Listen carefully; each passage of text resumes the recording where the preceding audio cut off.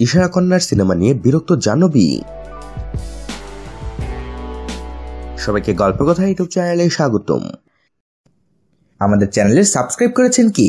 বলিউডের অজানা সব নিউজ আপডেট পেতে সাবস্ক্রাইব লেখার উপর ও বেল বাটনে প্রেস করুন।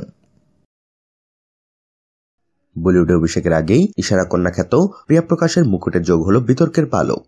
তার অভিনীত আসন্ন শ্রীদেবী বাংলো নিয়ে ইতিমধ্যে শুরু হয়েছে তুমুল বিতর্ক। আর কারণটা এই ছবির স্পর্শকাতর প্লট। শ্রীদেবী বাংলোর ট্রেলার মুক্তির পর সামাজিক যোগাযোগের বিভিন্ন মাধ্যমে উঠেছে সমালোচনার ঝড়। নেটিজেনরা বলছেন, বাণিজ্যিক লাভালাভের জন্যই এই ছবির শিরোনামে ব্যবহার করা হয়েছে প্রয়াত কিংবদন্তি অভিনেত্রী শ্রীদেবীর নাম, বাথটাবে যার ট্র্যাজিক মৃত্যু হয়েছিল। এই নাম ব্যবহারে শুধু নেটিজেনরাই চটেছেন এমন নয়, নির্মাতাকে আইনি নোটিশ পাঠিয়েছেন শ্রীদেবীর স্বামী বনি কাপুরও। ছবিতে প্রিয়া প্রকাশের নাম শ্রীদেবী।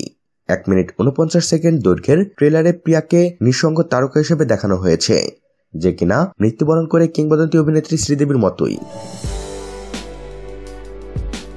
গেল বছর দুবাইয়ে একটি হোটেলে দুর্ঘটনাবশত বাথটাবে ডুবে মারা যান জাহ্নবী কাপুরের মা শ্রীদেবী। ছবিতে শ্রীদেবীর নাম ব্যবহার করার কারণে নির্মাতা প্রশান্ত মাম্বুলিকে আইনি নোটিশ পাঠিয়েছেন বনি কাপুর।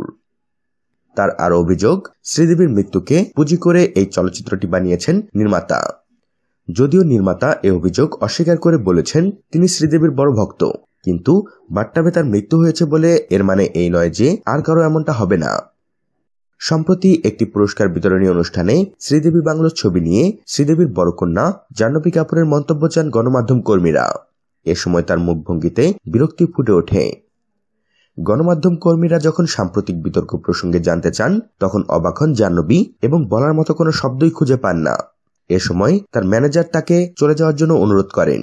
যদিও কিছুই বলেননি এই অভিনেত্রী, তবে তাকে বেশ অসন্তুষ্ট দেখায়। অন্তর্জালে এই পুরো ঘটনাটির ভিডিও ভাইরাল হয়েছে। বন্ধুরা, এ বিষয়ে আপনাদের মতামত জানিয়ে দিন আমাদের কমেন্ট বক্সে। সবশেষে ভিডিওটিতে লাইক ও শেয়ার দিয়ে আমাদের সাথেই থাকুন। ধন্যবাদ।